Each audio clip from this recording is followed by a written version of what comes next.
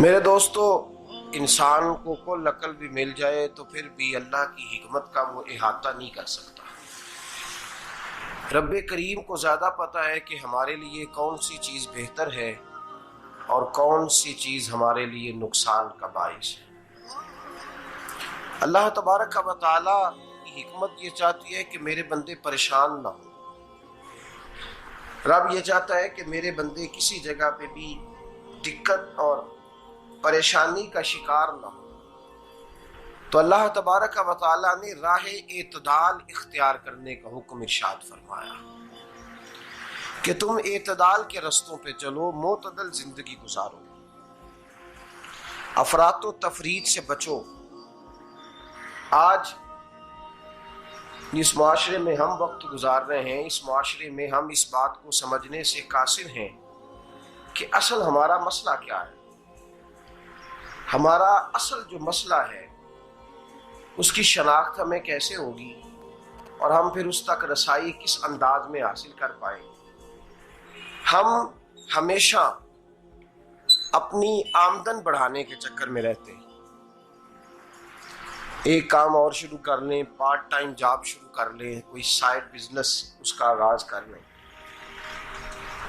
ہماری جو دوڑ لگی ہوئی ہے وہ لگی ہے کام بڑھانے میں، آمدن بڑھانے میں، حالانکہ اسلام ہمیں یہ کہتا ہے کہ تو آمدن بڑھانے کے چکر میں نہ پڑ، اصل بات یہ ہے کہ تو اپنے خرچے کنٹرول کر۔ تنگ انسان وہ نہیں ہوتا جس کی آمدن تھوڑی ہوتی ہے۔ یہ توجہ کیجیے گا میری بات، یہ قیمتی بات ہے اور گفتگو ساری کا لب لباب ہے۔ تنگ بندہ وہ نہیں ہوتا جس کی آمدن تھوڑی ہوتی ہے، اصل پریشان وہ ہوتا ہے جس کے خرچے زیادہ ہوتے ہیں۔ اور ہمارا جو روزمرہ کا نقصان ہو رہا ہے نا، وہ آمدن کے معاملات میں نہیں ہو رہا۔ بنیادی نقص جو واقعہ ہو رہا ہے وہ یہ ہے کہ ہمارے اخراجات زیادہ ہیں اور وہ اخراجات کسی اور نے نہیں بڑھائے، وہ خرچے ہم نے خود بڑھا لیے ہیں اور اب ہمیں اس کا نقصان بھگتنا پڑ رہا ہے۔ اور اگر آپ صحیح معنوں میں ٹٹولیں تو جو بہت امیر لوگ ہیں وہ تو ان خرچوں سے بچ گئے۔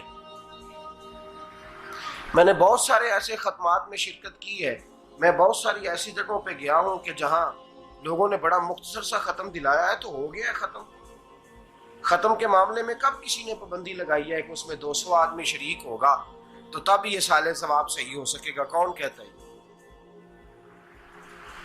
یا شادی کے موقع پر اگر سارے بہن بھائیوں کو نہ بلایا گیا تو میری شادی پایہ تکمیل تک نہیں پہنچے گی، اس میں برکت نہیں ہوگی، یہ کس نے فتویٰ دیا ہے؟ معتدل زندگی کا اسلام حکم دیتا ہے۔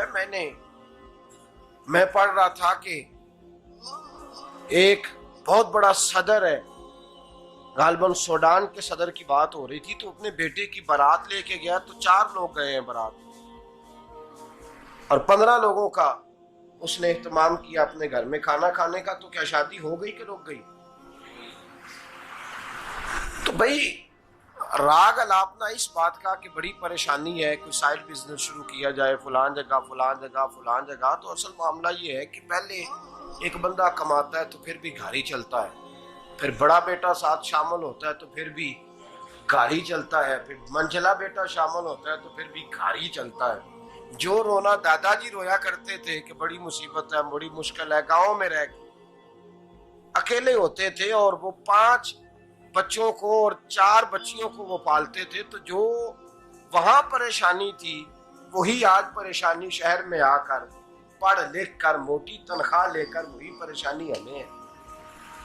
تو میں جس نتیجے پہ پہنچا ہوں اس کو پڑھ کے، قرآن مجید کی چند آیات کو دیکھ کر اور اس مفہوم کی جو حدیثیں کتب احادیث میں پائی جاتی ہیں اور ہمارے بزرگوں نے ہمیں جو مزاج اس حوالے سے دیا ہے، میں اس نتیجے پہ پہنچا ہوں کہ مسئلہ آمدن کا نہیں، مسئلہ خرچے کا ہے۔ ہمارے خرچے بنیادی طور پر زیادہ، اور اگر پھر ہم زیادہ بوجھ خواتین پہ ڈالتے ہیں کہ وہ مطالبے زیادہ کرتی ہیں، اور اگر آپ مجھ سے پوچھیں تو خواتین کی بھی اگر کسی جگہ کوئی عادت خراب ہوتی ہے تو اس میں اصل کردار اس کا ہوتا ہے جو وہ عادت خراب تو کیوں اپنے گلے سے اتار کے آپ کسی کے گلے میں بات ڈالنے کے چکر میں ہیں؟ وہ خواتین کی طبیعت نہیں ایسی ہے. اصل بات یہ ہے کہ ہم نے عادت ڈالی ہے، ہم نے یہ مزاج ان کو دیا ہے تو ان کا بنا ہے، نہ کیسے بن سکتا.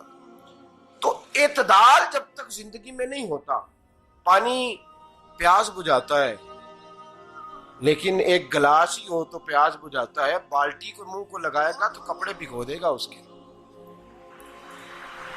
حالانکہ پانی بری چیز کا نام نعمت ہے نا بہت بڑی اللہ کی، لیکن پیالے میں ہی اچھا لگتا ہے. کوئی مٹکا منہ کو لگائے گا تو تانگ ہوگا، پیالہ ہی بہتر ہے اس کے لیے.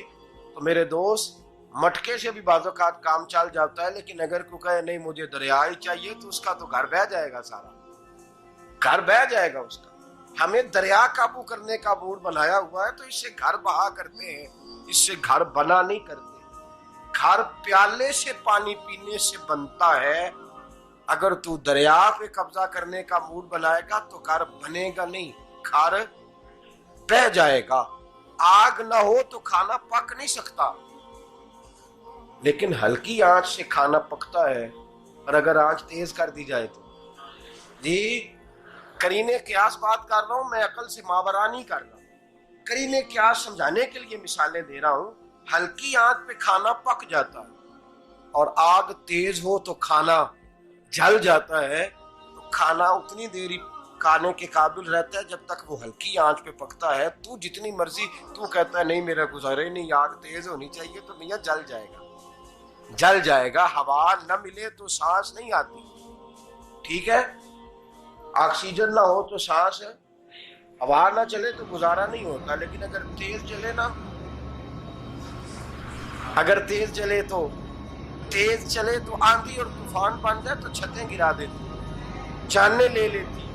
ہم ہیں طوفان کے چکر میں، ہم ہیں دریا کے چکر میں، ہم ہیں بڑے ناؤ کے چکر میں. تو میاں ہلکی آنچ ہی اچھی ہے، یاد رکھ. اور ایک گلاس پانی کا اعتدال سے ملتا رہے تو وہی ملتا رہے، ضرورت کے وقت وہی بہتر ہے.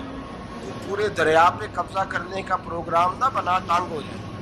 اور میرے عزیز یاد رکھ، آواز سانس لینے کے مطابق ملے تو وہی اچھی ہے، جو سانس بند کرنے پہ آ جائے وہ ہوا اچھی ہے. ہم نے چکر چلا لیا ہے کہ زیادہ پیسہ، راتوں رات پیسہ، لمبا پیسہ، یہ پلاٹ بھی میرا، وہ پلاٹ بھی میرا، گجرانوالا بھی، گجرات بھی، ڈالا موسیٰ کھا لیا، اور پنڈی تک جہاں پہ جاؤں میرے نام کی تختیاں لگی ہوئی ہونی چاہیے. اسلام بنا